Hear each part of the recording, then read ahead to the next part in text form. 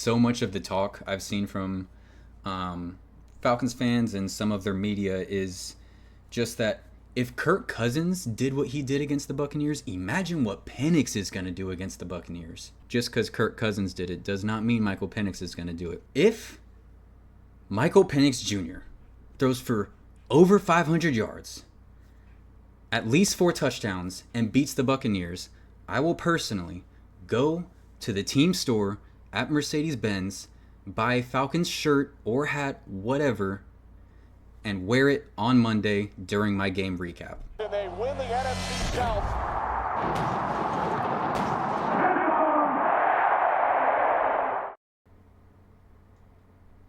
This hat says Tampa Bay made. This, Bucs fans know what that is. Falcons fans don't. What's good, everybody? Let's talk some Tampa sports. Happy Victory Monday to all of you for the first time this season. I'm going to be fighting through this video with my voice.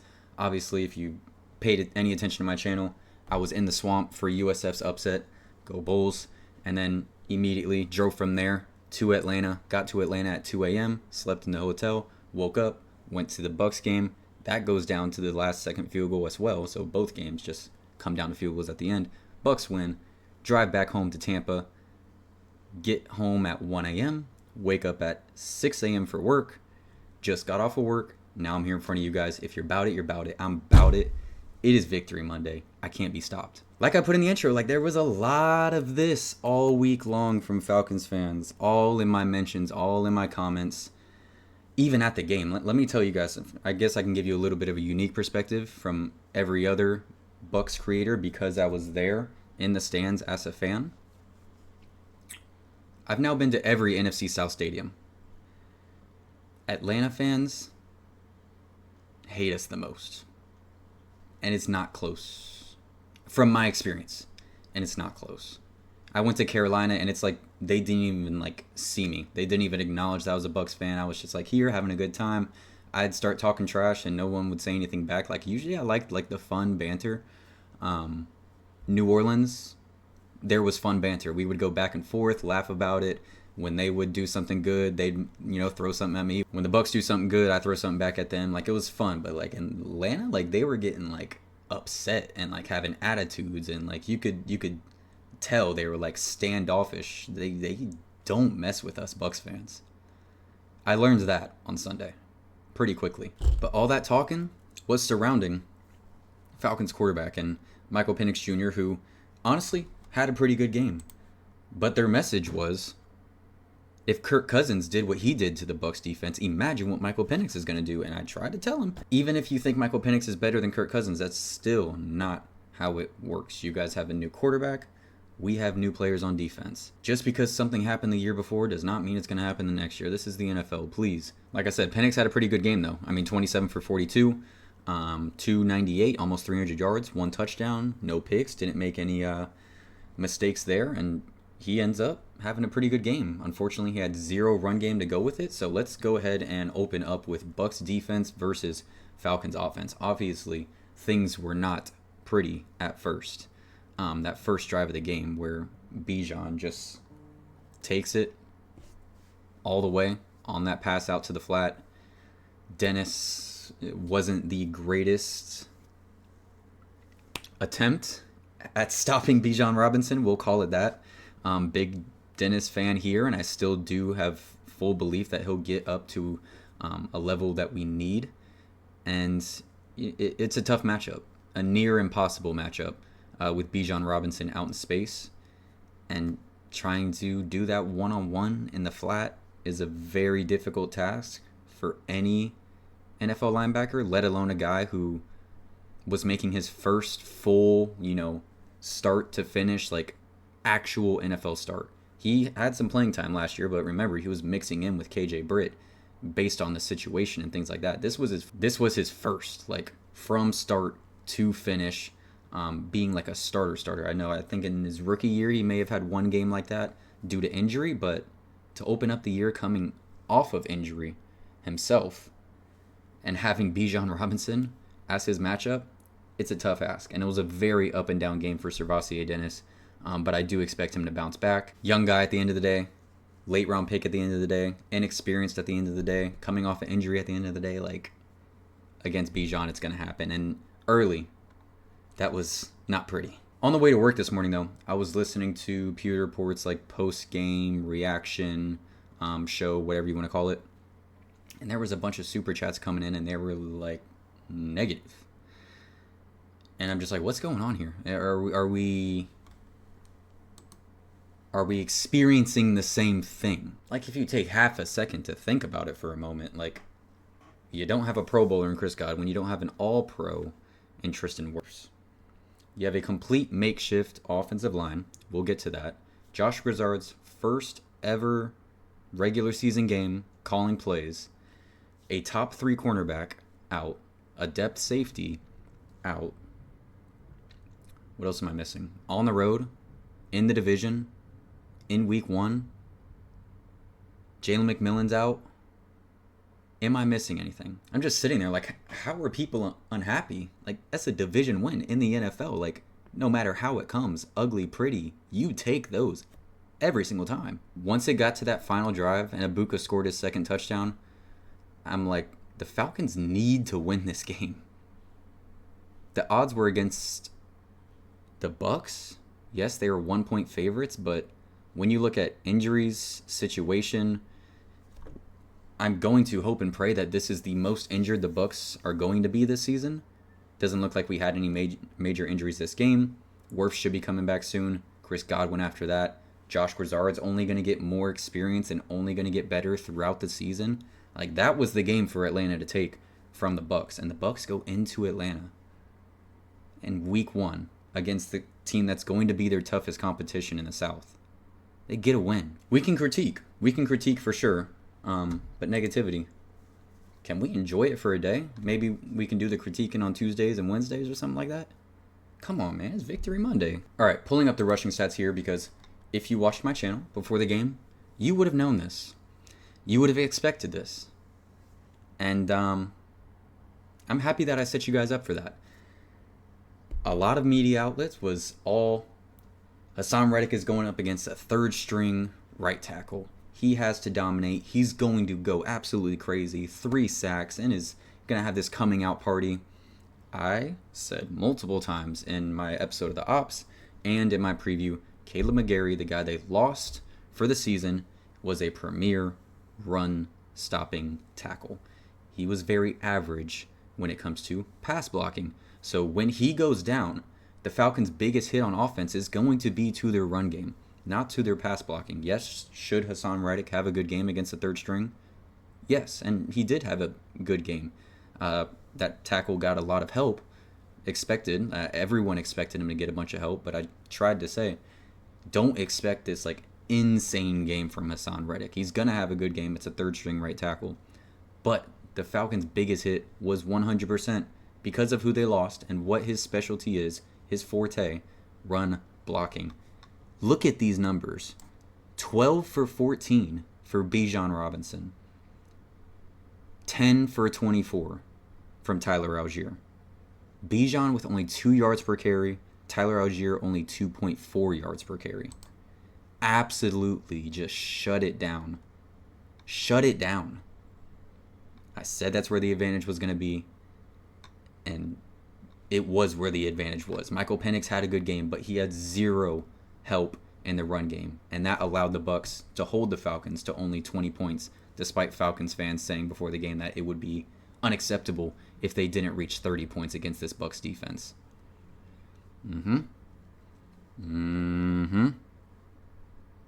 So all of their yards really came out of the backfield. Bijan Robinson, 6 receptions, 100 yards. Of course, that long was the 50-yard touchdown. Tough ask, like I said, for Servassier Dennis. That's really all there is to it. That's a special player, an all-pro caliber running back. That's a tough matchup for a guy very inexperienced like Servassier Dennis. Drake London, like always, he gets his. It's not like he went off. This was probably the most we've honestly kept Drake London in check. And this was something I was hopeful for. I mean, he eats in the middle of the field. One of the top 5 slot receivers, not a top 5 overall receiver, top 5 slot receivers in the NFL, in my humble opinion. And the Bucs did about as good as you can do. 15 targets for Drake London, only 8 receptions for 55 yards. That's less than a 7-yard average per reception. His long was only 12 yards. That's about as good as you can do against Drake London. That's about as good as I've ever seen the Bucs do against Drake London. When you look at 15 targets, that's absolutely crazy. Now, that is because of Darnell Mooney ended up being out, so the Falcons did deal with a little bit of injuries themselves. That can't be used as an excuse at all because Darnell Mooney, Chris Godwin, come on. Plus Jalen McMillan, come on. Tristan Wirfs, Caleb McGarry, come on. So that can't be used as an excuse. But that is a reason why Drake London had that insane amount of targets, because behind them, there's not much. Ray McLeod, Casey Washington, Kadero Hodge, no. Ray McLeod is okay, but that's not going to win you football games. And once again, only 20 points. Already improvement from what we saw last year against Kirk Cousins, against this Falcons offense. Huge improvement. Could it be better? For sure, but really the only person who ate was Bijan Robinson, and what are you going to do? He's a monster. So I think there's a lot to be happy about with the Bucs defense. You want more sacks, you want more takeaways, things like that. You want a takeaway, but it is what it is. You hold them to 20 points. Last year they put up, I think, 36 and 31 against you. That's how you start the year. So let's go to the Bucs offense, because even with the Bucs offense struggling, off to a slow start, first time calling plays for Josh Grizzard, the Bucs still find a way to win, and that's what this game is about. Finding a way to win. The defense kept them in it. How many times last year could we say that? Defense kept them in this game. All right, so Baker Mayfield, pulling up the stats here, 17 for 32, 167, 3 touchdowns and 0 interceptions is not bad at all. Did get sacked 1 time. Overall, it's not a game that you'll look back on Baker Mayfield and say, wow, what a performance. But when it matters most, look at those 2 EGBUKA touchdowns and look how perfect those throws had to be for EGBUKA to reel him in. We're going to give EGBUKA the shine because it's his first game, his first and second career touchdowns. But Baker, on the money, throwing dots as perfect as you can be. That first one right over Xavier Watt's head. That second one right past Mike Hughes' hand. As good as it gets from Baker Mayfield when it matters most. And we know that's what Baker Mayfield is going to do. If it's a close game at the end, Baker Mayfield is one of those guys. You know we have a chance. Even when throwing the ball is not quite working and players aren't, ending up wide open. And you got to continue to use K. Dotton as help to help out your offensive line, who was completely makeshift and nobody saw coming. He can scramble. And he did that multiple times. Rushing, Baker Mayfield, 5 carries, 39 yards, nearly an 8-yard per carry average, and a long of 20. That's what he can bring you. That mobility gets you out of tough situations. It's what he does. The rest of the Bucs run game really wasn't all that. Bucky Irving, 14 for 37. Of course, does get that touchdown, though, out in the flat in the red zone. So Bucky continuing to do it in the passing game, in the passing attack. But on the ground, it was a tough day behind an offensive line that was trying something new. It's expected. It's okay. We take the experience, we take the film, and we move forward. It's not something to dwell on like, wow, our run game did not look that good, or it took us so long for us to get going as an offense. There's going to be a learning curve. I don't know why this narrative was made up, where just because Grizzard's calling a similar offense to what Cohen did last year, where it's just going to be completely seamless. I don't know who started that narrative and why the narrative started. I expect it to be smoother than a normal change at offensive coordinator, but just seamless, like that's going to be extremely rare and not often how that works. And you think about it, I think if we had Tristan Wirfs, Barton was playing center, and we had Chris Godwin, Jalen McMillan, it probably would have looked a lot nicer, and we probably are saying, wow, Grizzard had a hell of a game in his first time calling plays, but he's working with the personnel he has and the situation he has. And Graham Barton, who played left tackle at Duke, is now playing left tackle with Tristan Wirfs out. Michael Jordan, a practice squad player, is playing left guard. And Ben Bredesen, who did play center on the Giants but has been playing left guard since he joined the Bucs, is your center. That's not an easy situation to work with. Once again, the Bucs do enough despite the odds to get the job done. That's all that matters, that the Bucs are 1-0, the Falcons are 0-1, and we beat them in their place. Receiving for the Buccaneers, obviously, EGBUKA. Those 2 touchdowns were absolutely massive, came in big moments. Again, absolutely perfect throws from Baker. We'll look at some of this stuff a lot more in the film session, so after this I'll go cut up all the film and we'll do some more in-depth details on that. But 4 receptions, 67 yards, not too shabby. It's not like he was getting targeted a ton, but when he did, half the time they were touchdowns, pretty much, a third of the time. Bucky, 4 for 4 for only 8 yards, so not much in the passing game for Bucky. Most of them were passes in the flats, and the Falcons usually, they just had a guy there. I remember specifically late in the game, Jesse Bates blew him up. Mike Evans, 8 targets, 5 receptions, 51 yards.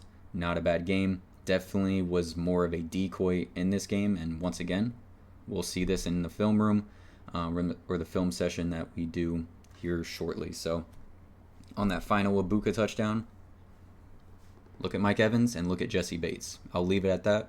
We'll watch it later. Sterling Shepard, not a bad game from him. Had a nice catch, 19 yards. And outside of that, like I said, Cade Otton really was not doing a ton in the receiving game. Of course, coming back from injury, having to help out, blocking more often than he would normally have to. Tez Johnson, I thought he had 1 catch. I guess that got called back. Outside of the numbers and the offense versus defense, of course, special teams played an insane role. And Chase McLaughlin, what? Missed a field goal and an extra point? Extra point in the clutch? What? Chase. In a dome? It is what it is. Because Younghoe Koo choked harder. So sometimes games come down to special teams. Oftentimes it comes down to special teams and kickers. And hey, the ball bounced the right way for the Bucs yesterday. Special teams wise, we can say that. But that's going to be it for me. Thank you guys so much for watching. Leave your comments down below. Once again, happy Victory Monday. Let me know what you guys thought about this game. If you guys were there, let me know what your experience was like in Mercedes-Benz. My first time going to the stadium. I know I was talking about the fans earlier, but the stadium, absolutely gorgeous. And I'm not saying all the fans were bad. There were plenty of fans sitting around me that were super chill, talked it up throughout the game. It was a good time, but there were a few. And yeah, that's it for me. Once again, thank you so much for watching. Like and subscribe if you haven't already. Go Bucs. We'll be back with the film session here soon. And yeah, you all have a blessed one. Hey, hey, Tampa Bay.